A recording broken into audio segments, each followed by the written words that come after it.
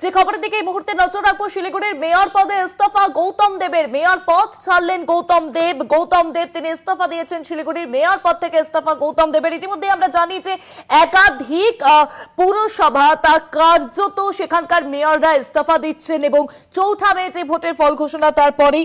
আর এবার গৌতম দেব তিনি ইস্তফা দিয়েছেন। শিলিগুড়ির মেয়র পদ থেকে ইস্তফা গৌতম দেবের। আপনাদের আরো একবার জানিয়ে রাখবো, ইস্তফা গৌতম দেবের। এবার উত্তরেও শেষ সম্বল শিলিগুড়ি পৌর নিগম কার্যত হারালো তৃণমূল কংগ্রেস। বিধানসভা নির্বাচনে গোটা উত্তরবঙ্গে ভরাডুবি হয়েছে। আর এবার মেয়র পদ ছাড়লেন গৌতম দেব। শিলিগুড়ির মেয়র পদ ছাড়লেন গৌতম দেব।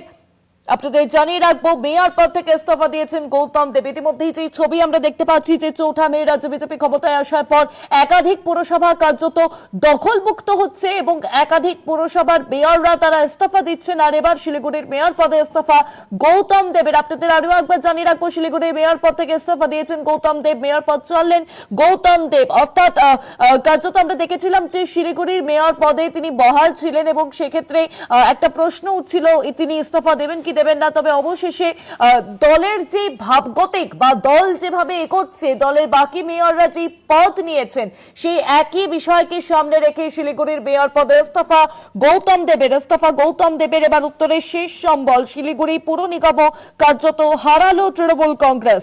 শিলিগুড়ি মেয়র পদ থেকে ইস্তফা দিলেন গৌতম দেব। শুক্রবার সকালে তিনি পুর কমিশনারের কাছে পদত্যাগপত্র পাঠিয়ে দিয়েছেন।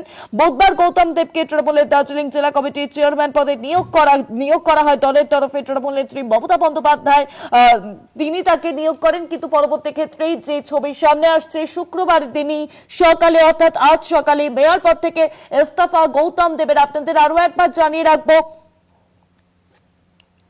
এবার শিলিগুড়ি মেয়র পদে ইস্তফা গৌতম দেবের। আপনাদের আরো একবার জানাবো, শিলিগুড়ি মেয়র পদে ইস্তফা গৌতম দেবের। গৌতম দেব তিনি এবার মেয়র পদ ছাড়লেন। অর্থাৎ আমরা দেখেছি উত্তরবঙ্গে যে ভরাডুবি, কার্যত উত্তরবঙ্গে ধূলিসাৎ হয়ে গিয়েছে তৃণমূল কংগ্রেস।